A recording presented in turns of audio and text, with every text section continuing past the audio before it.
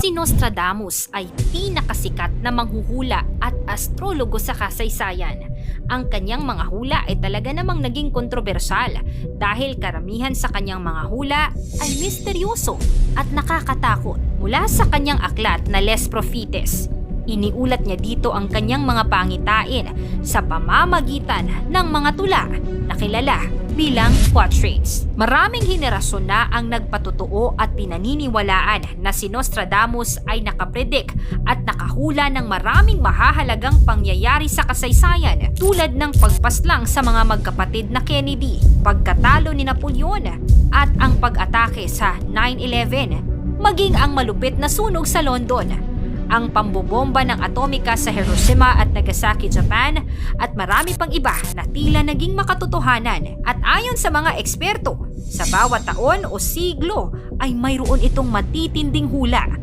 Kaya naman sa videong ito ay aalamin natin ang 10 na nakakatakot na prediksyon ni Nostradamus sa taong 2024.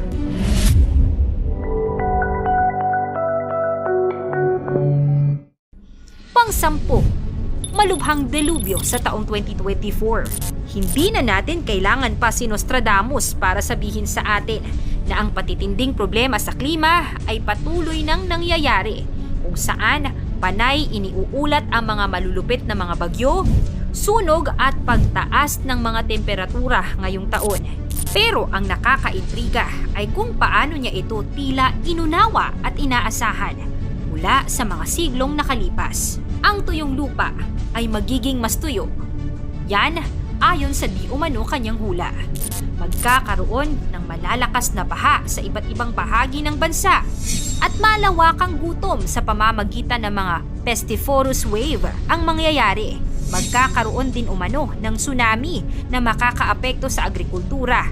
Pagkakaroon ng sakit at kagutuman. Kung totoo ang mga pangitain, maaaring mas makakaranas tayo ng matitinding kalamidad sa taong 2024. Pang-9, matinding hidwaan sa China sa 2024. Maraming mga mamamahayag, ekonomista at mga dalubhasa sa geopolitics na nakapagsulat tungkol sa pag-usbong ng China sa pandaigdigang kapangyarihan at paano nito nabago ang balanse ng kapangyarihan sa mundo. Marami ang nagsasabing ang alitan sa pagitan ng Estados Unidos at China ay nagiging katumbas na ng isang makabagong Cold War. Gaya ng mga panahon ng Soviet Union, ang isang Cold War na kasama ang China ay magdadala ng masamang implikasyon ng mainit na digmaan. Magkakaroon di umano ng posibilidad na isang sagupaan sa pagitan ng hukbong pandagat ng China at mga miyembro ng NATO na maaaring magdulot ng isang diplomasyang insident. Sa pagyayabang ng China sa pagkakaroon ng pinakamalaking hukbong pandagat sa buong mundo, ay posibleng maghatid ng isang matinding digmaan. Pang-8, ang bagong Santo Papa sa Roma. Si Pope Francis ng Katoliko ay kasalukuyang nasa edad 80 mahigit na nakakaranas na ng problema sa kalusugan. Ito ay maaaring magresulta sa pagbabago ng pamamahala ng simbahang Katoliko.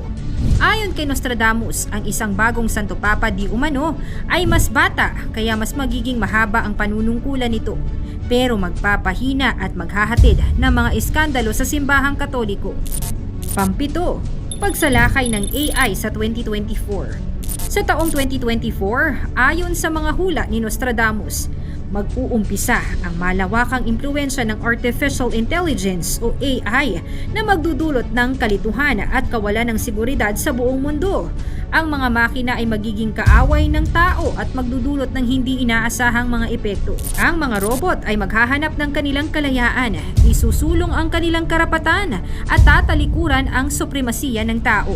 Ang pag-aalsang ito ay magdudulot ng malalimang pagbabago sa lahat ng aspeto ng lipunan, mula sa industriya at ekonomiya hanggang sa pamahalaan at pang-araw-araw na buhay. Ang mundo ay magkakaroon ng alitan para sa kontrol, kung saan ang mga tao ay makikipaglaban upang muling magkaroon ng kapangyarihan sa kanilang mga nilikha. Sa kalagitnaan ng kaguluhan, magkakaroon ng mga tanong tungkol sa moralidad o moral values sa pag-expand ng AI at ang mga posibleng epekto nito sa paggamit ng teknolohiya. Pang-6, ang sleep pandemic ng 2024. Sa Year of the Dragon sa 2024, isang misteryosong virus ang kakalat sa buong mundo na magdudulot ng epidemya na magreresulta ng malawakang pagkatulog ng lahat. Ang sangkatauhan ay magiging bahagi ng isang realidad kung saan ang pagtulog ay magiging isang pangkaraniwang kondisyon na magdudulot ng kaguluhan at alitan sa lipunan. Haharapin ng mga tao ang hindi matitinag na kagustuhan sa pagtulog at sila'y magkakaroon ng labis na antok na nagpapahina sa kanila ng walang tigil na magbabawas ng kakayahan ng tao. Ang lipunan ay haharap sa malalimang epekto ng pandemya na ito kung saan ang mga trabaho, paaralan at araw-araw na gawain ay hindi gagalaw. Ang mundo ay magiging isang lugar kung saan ang mga panaginip ay maghahalo sa realidad at ang mga tao ay hirap ng pag-ibahin ang paggising at pagtulog. Panglima, extraterrestrial invasion. Si Nostradamus ay nagtala na sa 2024, ang mundo ay haharap sa isang malupit na pangyayari habang isang mas advanced na lahi ng mga alien ay dadalaw sa ating planeta. Ang sangkatauhan ay haharap sa isang panganib mula sa mga alien na magbabanta sa atin. Isang lahi ng mga alien na mas mataas sa teknolohiya at katalinuhan ay darating sa mundo na may layuning sakupin ng ating planeta. Ang kanilang mga motibo ay mananatiling misteryoso at ang sangkatauhan ay mapipilitang harapin ang hindi inaasahang pagtutunggali sa mga nilalang. Pang-apat, ang malupit na social media.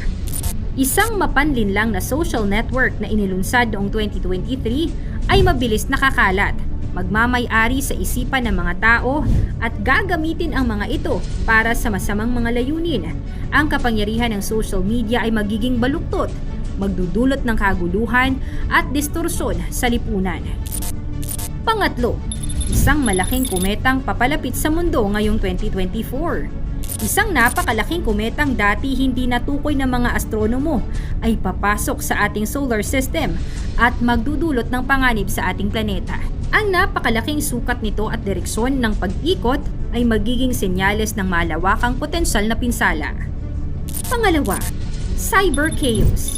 Isang sunod-sunod na mapaminsalang cyber attack sa mga kritikal na infrastruktura at militar na sistema ay magdudulot ng kaguluhan at pagdududa sa pagitan ng mga bansa.